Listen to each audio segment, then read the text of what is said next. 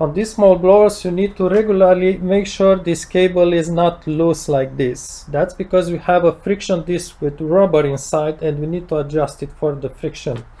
So if it is loose like this, you just break loose this nut, use 2 pliers, and then we are going to screw this in clockwise until it's no longer loose. So let's just go ahead. You may use a second hand to keep it from underneath. So you want it to have a little bit of tension, but what's important is you have this stop here, and this stop must always touch on the side when the handle is released for the traction. So what you want to do is just grab a little bit and shake it and see if you hear the stop hitting the metal plate. Let me just do so.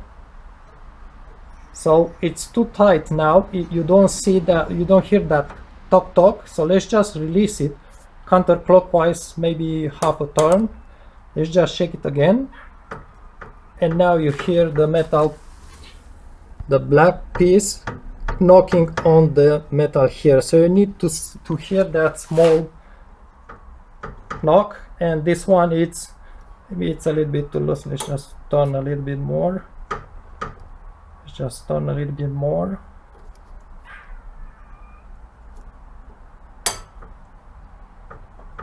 It's still okay. One more time.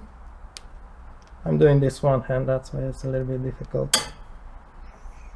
So now it's too tight, I don't hear it, so I'm going to turn it back counterclockwise, maybe 1/4 turn. It appears more because I'm doing this one hand, but so that's your adjustment for this cable. You still hear it, and the cable is tight enough, and then just tighten back this nut. Why we are doing this is because, as I said, there is a friction disc to this disc, and I'm going to show you the disc inside. Mine is worn, and I actually lost the reverse traction to the wells. So when I go to reverse, the wells will no longer spin. Forward, it still spins.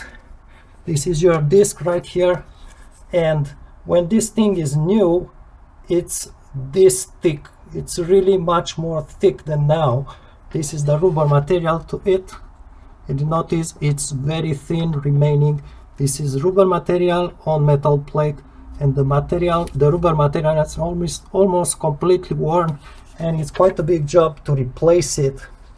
And you don't have to remove anything to check it. You may just use a flashlight, put it on one of these holes, and you may look inside. You will see how much material you are left. Mine, it's only 4 or 5 years old, I think, and it's already worn, so it wears very fast. This is a good indicator of the wear on the friction disc. So when it's new, when you pull the handle, the tub will move just slightly like this because there is a lot of friction material left to the right of the tub. But now mine, it's almost worn, so it moves much further to the right. When it's like this, there is very little material, friction material left, and you really need to replace ASAP that disc.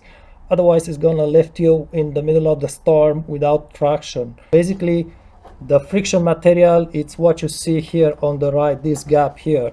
This is almost new, and this is almost worn.